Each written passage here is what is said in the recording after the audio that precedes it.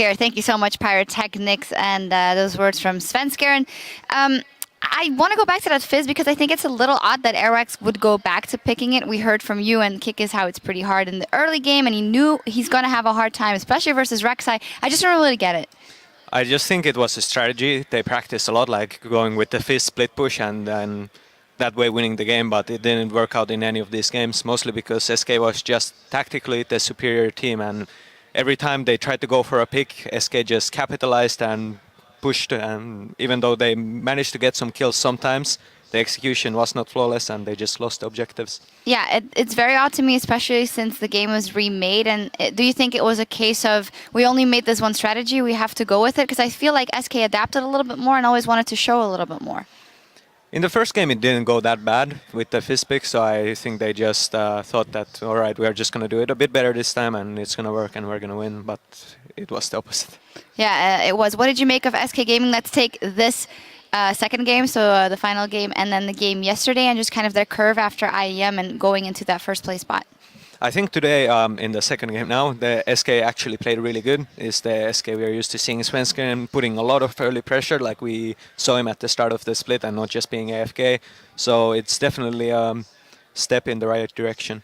All right, yeah, I'm still scratching my head about the Fizz pick, actually. And then N-Rated, we had a little bit of comments on him during IEM, the fact that he's very good on that Lulu, he's not very good on that Annie, and also the same thing for Forgiven and maybe his champion pool. But the thing is, for an AD carry, they've all played all these AD carries a million times probably in solo queue and in teams. How do you think that is realistically going to affect him? Because he could have gone something else here, yet he wanted to go for that Corki. Yeah, it's a bit weird that he actually didn't go for the Lucian. Maybe it's something like you don't want to pick Lucian in the Graves. They have respect for the Copenhagen Wolves bot lane, so they were not that confident in the matchup, so he went for the Corki instead.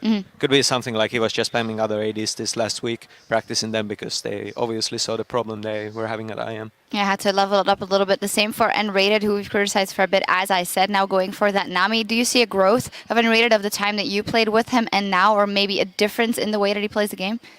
When I was playing with him, N-Rated was just really known for his Leona and initiate aggressive plays, and now he's playing the more passive support, so he's like totally changed his playstyle. I don't know why, but he has. Yeah, he has, and it must be a confidence booster for him as well, because Nami is, of course, a high-skill champion. Also, my favorite champion in the game, so I'm always happy when that gets picked. But for the Copenhagen Wolves here, this was such a crucial week for them. How will this taint them going into the next weeks? Because it seemed like the thing we had praised them for before are still there. Like, Youngbuck is doing better in lane, it's going better for them. Arex can make things happen. Soren has had some good games, but it seems like it's falling apart just before the playoffs, or, you know, getting to the playoffs, rather. Yeah, honestly, this game, I think the problem was they were like wolves hunting in a pack and they got punished for that. Just SK pushing down the turrets, taking the objectives, and wolves not managing to get enough like money and XP with those kills, so they just fell behind and lost.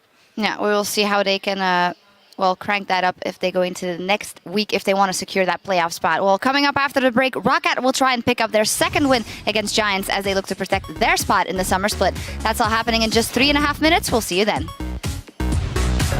Copenhagen Wolves at a record of 7 and 8 really cannot afford to lose games. Now, this is the duel we've looked for.